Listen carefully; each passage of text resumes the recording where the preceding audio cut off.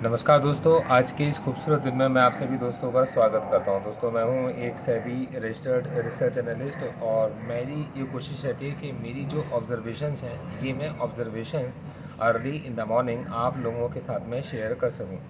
देखो दोस्तों, मेरी कुछ ऑब्जर्वेशंस हैं 14/9/2022 मतलब अभी मॉर्निंग तक के लिए। देखो दोस्तों, अभी 13 तारीख को जो डेटा आया है उसके अंदर ये जो डेटा है ये एग्रेसिव इंटरेस्ट रेट हाइक्स की इंडिकेशन है आने वाले वक्त में यूएस फेड की तरफ से। और अगर आप देखेंगे इसकी वजह से जो ग्लोबली नेस्डेक मार्केट है, अगर आप देखें तो वो 5% के आसपास ब्रेक हो चुकी है।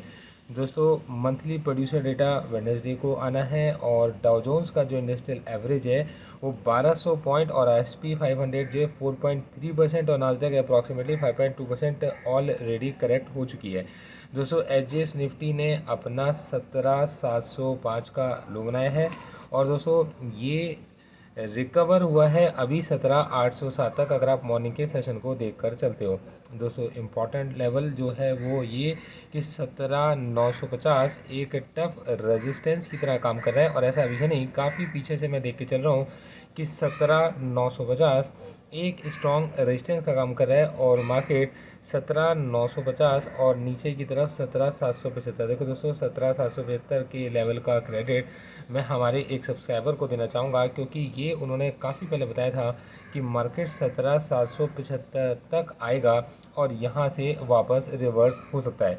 तो दोस्तों, 17,775 एक सपोर्ट की तरह काम करके चल रहा है as per are subscribers analysis. देखो दोस्तों, मैं आपको मेरी ऑब्जर्वेशन अगर बता के चलूँ तो मुझे ऐसा लगता है कि मतलब कि मार्केट ने एक स्ट्रॉन्ग कंसोलिडेशन किया है, तो डिफेंसिव लेवल जो निकल कर आता है मार्केट का वो 17,469 निकल कर आता है इस तरीके के, जिसमें मतलब सेल ऑफ के अंदर जिसके अंदर एक पैनिक सेलिंग आती है।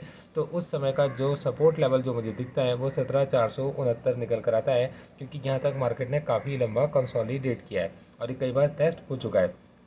दोस्तों, 13 सितंबर के डेटा को जब मैं अब देखो देखो ये चीज़ को मतलब होने से पहले एफ के और डी की किस तरीके का डेटा था, उन्होंने इस डेटा से पहले अपनी क्या तैयारी की हुई थी, एक बार उस तैयारी पर ध्यान देते हैं। तो दोस्तों, एफ कल 10,872 करोड़ की ओपन पोजीशंस परचेज बना कर गए, मतलब एक जो एवरेज उनकी ओपन पोजीशंस होती हैं उससे ज़्यादा पोजीशंस को उन्होंने अभी अपनी ओपन किया है। दोस्तों, यही चीज़ अगर मैं डी की देख के चलता हूँ तो डी ने केवल उसकी आधी मतलब 6,258 करोड़ की पोजीशन को ओपन किया है। मतलब डी डिफेंसिव थे और एफ को कुछ अपॉर्चुनिटीज़ मिली होंगी जिसके अंदर कल उन्होंने अपनी पोजीशंस को ओपन किया।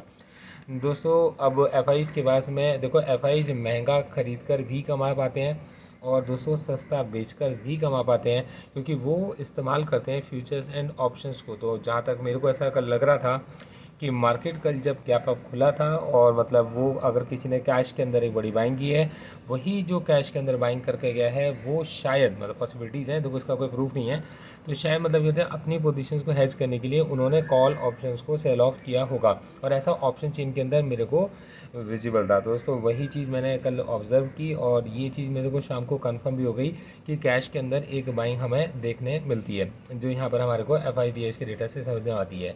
दोस्तों, डी ने बड़े हैरानी की बात ये कि कल 7,526 करोड़ की पोजीशंस को अपनी क्लोज किया और दोस्तों एफ ने 8,916 करोड़ की पोजीशंस को अपनी ओपन किया। तो दोस्तों, समझने वाली बात यह है कि जितनी वो सेलिंग एवरेज कर कर चल रहे थे उससे ज़्यादा उन्होंने सेलिंग करी है, जितनी वो बाइंग करके चले थे उससे ज़्यादा उन्होंने बाइंग करी है। मतलब बड़ा एक्शन जो उनको लगता था वो है आपका फ्यूचर्स एंड ऑप्शंस के अंदर, तो उन्होंने फ्यूचर्स एंड ऑप्शंस के अंदर अपनी बड़ी पोजीशंस को क्रिएट किया होगा।